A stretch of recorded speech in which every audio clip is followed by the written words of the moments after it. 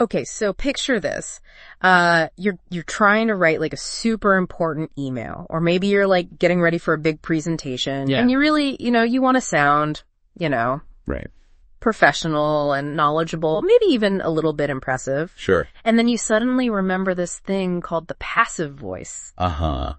Could this be like the secret weapon you need? It very well could be, yeah. Yeah. The passive voice is it's an interesting tool Yeah. that can add a certain formality and objectivity to your writing. Okay. It's all about sort of shifting the focus of a sentence in a subtle way. So for this deep dive, we're exploring the passive voice. Okay. Using an excerpt from a blog post called Mastering the Passive Voice by Dr. Henry. Oh, interesting. And it's posted on concordhomework.com/.uk. Okay. We'll uncover when to use it, how to use it effectively. Right. And even some common mistakes to avoid. Yeah, absolutely. The common traps that people can fall into. So don't worry, this isn't going to be like a boring grammar lecture or anything. Yeah, not at all. This is going to be fun. This is going to be a deep dive. Yeah. That's what we do. A deep dive into the passive voice. Right into it. All right, so let's start with the basics. Yeah. What exactly is this passive voice thing? Well, so, Dr. Henry starts by contrasting it with the active voice. Okay. And he uses a simple example, Yeah. like, the chef cooked the meal. Right. Very straightforward. That's active, right? Yeah. The chef is doing the action. He cooked the meal. Yeah. But when you switch to the passive voice, it becomes the meal was cooked by the chef. Okay, so now the meal is like the star of the sentence. Right. But like, why would we want to do that? What's the advantage of that? Yeah, so there are actually several reasons why Okay. you might want to use the passive voice. Okay. One reason is to emphasize the action itself or the result. Mm-hmm. Especially when you know who actually did it. Isn't that important? So like in Dr. Henry's example, Yeah. the new bridge was completed last week. Right. We're interested in the bridge, not the construction crew. Exactly. Yeah. Exactly. Yeah. And this actually ties into how the passive voice is used in a lot of news reporting. Oh, interesting. Right. Think about headlines. Yeah. Like suspect apprehended or, earthquake reported. Yeah. So, the event itself is taking center stage there. The news itself. The news itself. Yeah. Okay, cool. So that's one reason you might choose it. Okay. What about those times when you simply don't know who did something? Right. Then what? Yeah, like my dog ate my homework. Right. Or Dr. Henry used the example, my phone was stolen. Oh, yeah. So we don't know who did it. Right, the mystery remains. Exactly. Yeah. And it also has that added benefit of avoiding, kind of placing blame. Right. Which is a nice little segue into another use of the passive voice. Oh, you mean how it can make things sound more formal and professional? Yes, Yeah. exactly. Yeah. And diplomatic. Right. Think about the classic phrase, mistakes were made. Yeah, right. It's like the ultimate way to sort of not point any fingers. It acknowledges the problem, Yeah, but it doesn't necessarily say who's responsible. right. It's like, it just happened. Right, exactly. Yeah. It's very neutral in that way. Do you think that's always the intention, though, when people use it?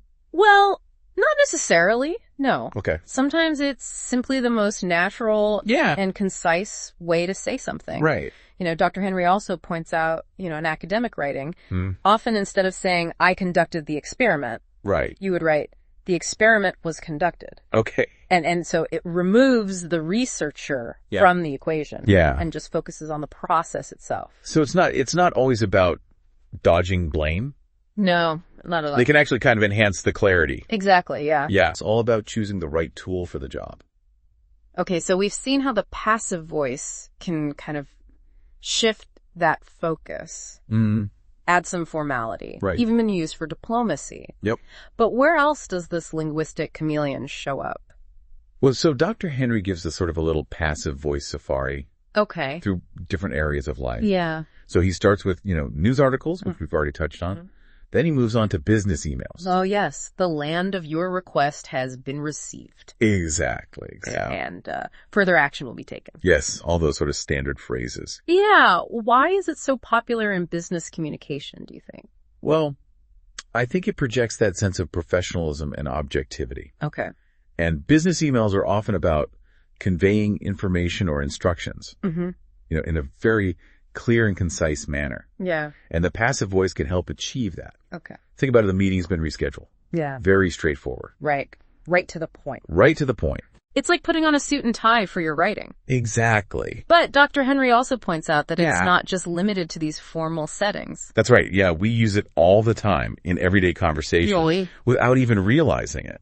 You know, think about phrases like, the pizza was delivered, the car was washed, or the game was canceled. Right. Yeah. Dinner was cooked. Exactly. Okay. Wow. So it's everywhere.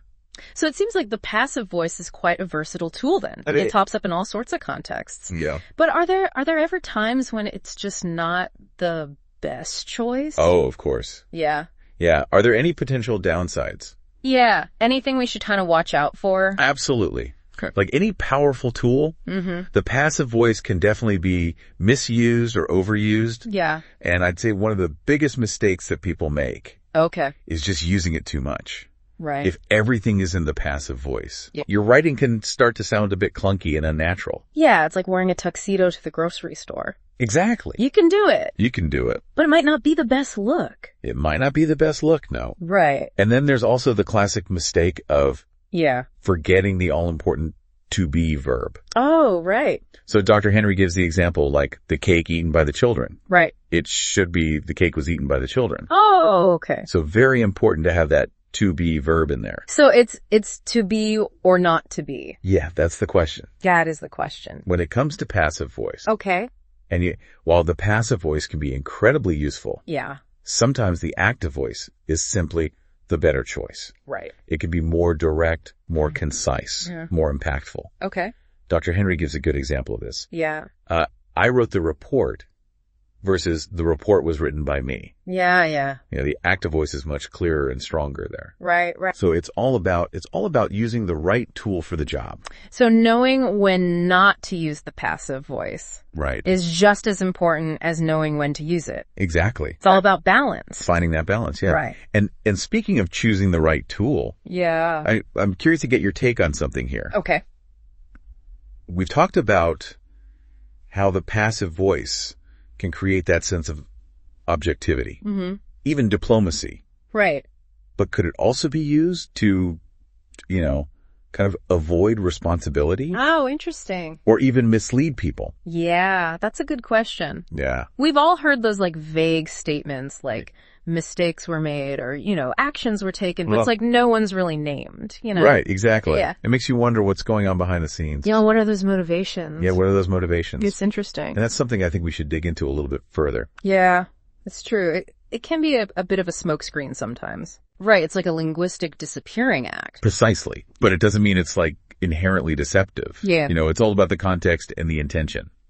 Okay, so to be clear, the passive voice itself isn't like good or bad. Right. It's how it's used that really matter. Exactly. Exactly. And I think it's helpful to look at some of the other examples that Dr. Henry gives to sort of see that versatility. Yeah. You mentioned business emails earlier. What stood out to you in those examples? Well, it just struck me how the passive voice can create this sense of distance. Right. Like in the phrase, your request has been received. Yeah. It feels very formal, impersonal, almost like you're interacting with a system rather than an actual person. I think that's a great observation. Yeah. And that impersonal tone can be very useful in business contexts. Okay. Especially when you're dealing with sensitive matters. Yeah. Or potentially like negative news. Right. You don't want to point fingers. Right. Exactly. Yeah. Put a little buffer in there. Exactly. Put a little buffer. Okay. Now, let's shift gears completely to a different setting. All right. Scientific writing. Oh, okay. So Dr. Henry talks about how prevalent the passive voice is in research papers and lab reports. Yeah. Yeah. Why do you think that is? Well, my guess is it's all about, emphasizing the research itself, the methods, the results, rather than the researchers themselves. That's a key point. Yeah. It allows scientists to present their findings in an objective and impartial way. Okay. It's not about, I discovered this or we conducted that experiment. Right. It's the data was analyzed. Okay. The results were conclusive. It's like taking the human element out of it. Exactly. Which I guess is important for maintaining that scientific rigor. Exactly, yeah. It's about the science, not the scientists. Right. Yeah. And that neutrality isn't limited to just the hard sciences either. Oh, okay. Historical writing also often employs the passive voice. That's true, yeah. When describing past events. Yeah. Without necessarily assigning blame or taking sides. Right, exactly. Yeah. For instance, the treaty was signed in 1945, or the city was destroyed by fire, presenting the facts without, getting bogged down in who did what. Exactly. Yeah. So it's like observing events through this neutral lens. Yeah, the passive voice becomes like a time machine. Yeah, that's a great way to put it. Yeah, stepping back, viewing history from a more detached perspective. Mm-hmm. Wow, it's fascinating how this one grammatical structure can have such varied applications. It is. It's really interesting. Going from scientific papers to history books. Yeah, absolutely. Business emails. It's everywhere. Wow. And it's not just about, different disciplines or fields either. Okay. Even in everyday conversation, the passive voice plays an important role. Okay. We mentioned examples like the pizza was delivered or the car was washed. Yeah. Those are agentless passives. Agentless passives, what does that mean? So that means that the doer of the action is omitted completely. All right. We don't know who delivered the pizza. Right. We don't know who washed the car. Yeah. And sometimes it simply doesn't matter. Right, yeah. What's important is the result. Okay. The pizza arrived. Yeah. The car's clean. That makes sense. Right. It's like saying, the lights were left on. Exactly. Instead of someone left the lights on. Right, exactly. It's the state of the lights, not who's responsible. Exactly, yeah. So as you can see, the passive voice is far more nuanced than just a way to sound formal or avoid responsibility. Okay. It's really a multi-tool that you can use in a variety of ways. It's a linguistic Swiss Army knife. It is. Okay, cool. But like with any tool, there are certain pitfalls to watch out for. Okay, so we've talked about overuse. We talked about forgetting the to be verb. Right, exactly. But is there anything else that we should be kind of keeping in mind? Well, yeah, sometimes. Yeah. The passive voice can create a sense of ambiguity or vagueness. Okay. Especially when it's used to obscure agency or responsibility. You mean like those situations where it's deliberately used to avoid naming names? Precisely, yeah. Okay. You think about corporate statements. Yeah. Or political speeches where you hear those phrases like mistakes were made. Right. Or actions were taken, but no one's actually being held accountable. Right. It's very carefully crafted to deflect that blame. Exactly. Yeah. So in those cases, the passive voice can be used to create this sense of distance and detachment. Right. Making it harder to pinpoint who's ultimately responsible. It's like a shield. It is. Protecting those in power. Yeah, that's one way to look at it. Okay. But I think it's important to remember that the passive voice itself isn't inherently deceptive. Right. It's a tool. It can be used for good or for bad. Right. It's like a hammer. You can build a house with it. Exactly. You can wrinkle windows. Precisely. Yeah. It all depends on the intention of the person using it. It all comes back to intention. Yes, it does. Okay. And that brings us to, I think, a very crucial point. Okay. Which is the importance of critical thinking when it comes to language.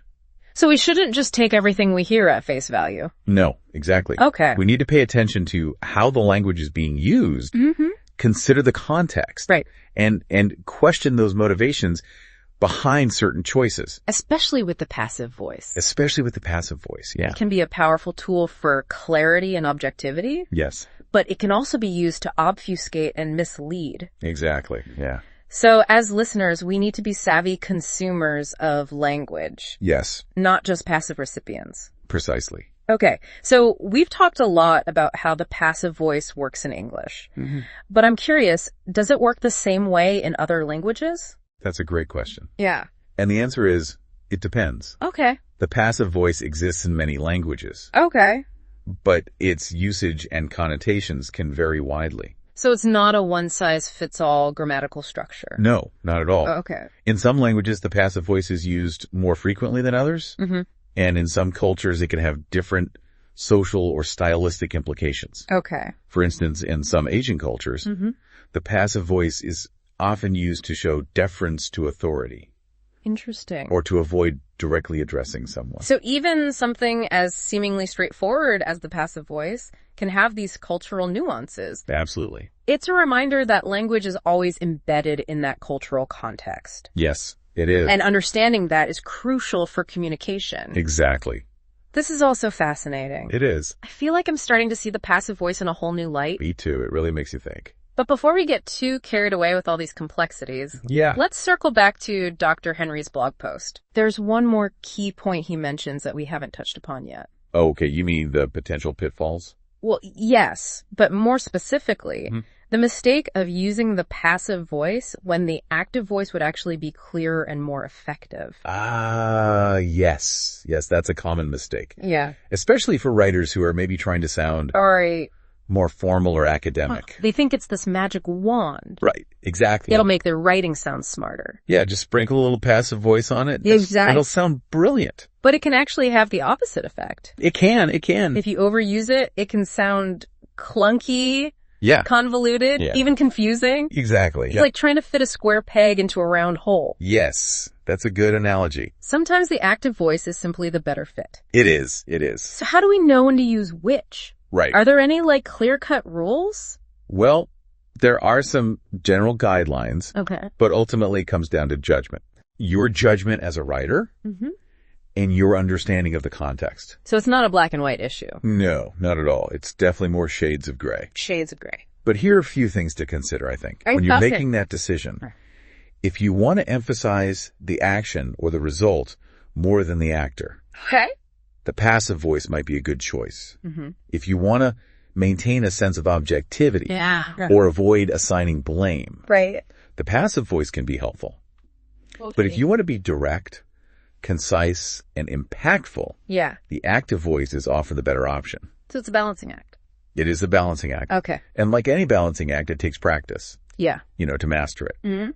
But the more you experiment with the passive voice, the more you'll develop a feel for when it's appropriate and effective. And the more we have to talk about next time. Exactly. So it sounds like mastering the passive voice is a journey, not a destination. I like that. Yeah, it's about developing an ear for what sounds right. Yeah. And being mindful of those subtle effects it can create. Speaking of subtle effects, we've talked about how the passive voice can be used to kind of downplay responsibility. Right. But Dr. Henry's blog post got me thinking, could it also be used to empower the voiceless? That's an interesting question. Yeah. And I think the answer is potentially yes. Okay. By shifting the focus away from the actor, the passive voice can highlight the experiences of those who have been marginalized or silenced. So instead of saying they were forced to flee their homes, you could say their homes were taken from them. Exactly. It puts the emphasis on the injustice rather than on their actions. Exactly. It can give a sense of agency to those who have been disempowered. Right. And this isn't just limited to historical events either. Oh, okay. Think about how we talk about contemporary issues. Okay. Like climate change. Yeah. Right? Yeah. So instead of saying companies are polluting the environment, we could say the environment is being polluted. Okay.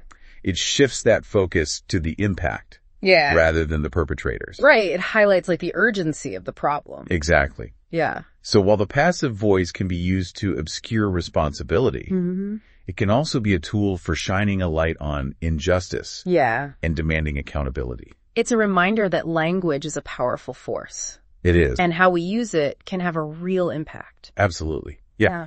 Even something as seemingly simple as the passive voice can be used to shape narratives, influence opinions. And even inspire change. Well, this has been such an insightful deep dive. It has. We've gone from the basics of grammar. You're right. To exploring the ethical implications of the passive voice. I know. It's amazing how much depth there is. To this one little grammatical structure. So what's the key takeaway for our listeners today? That's a good question. Yeah. What should they kind of keep in mind? Yeah, I think the most important thing is to be aware. Okay. Pay attention to how the passive voice is being used. Consider the context. Yeah. Ask yourself why the writer or speaker might have chosen this particular construction. So be an active listener. Yes. Be a critical thinker. Exactly. Don't just passively absorb the information. Right. Engage with it. Question it. Yeah. Form your own conclusions. The passive voice is a tool. It is. And like any tool, it can be used for good or for ill. Absolutely. It's up to us to use it responsibly. Well said. That's a great note to end on. I feel like I've gained a whole new appreciation for the passive voice. You too. And I'm sure our listeners have too. I hope so. It's been a fascinating journey. It really has. And who knows what other linguistic adventures await us on our next deep dive. I can't wait to find out. Until next time, keep exploring those wonders of language. And remember, yes, the passive voice is your friend, but use it wisely. Words to live by.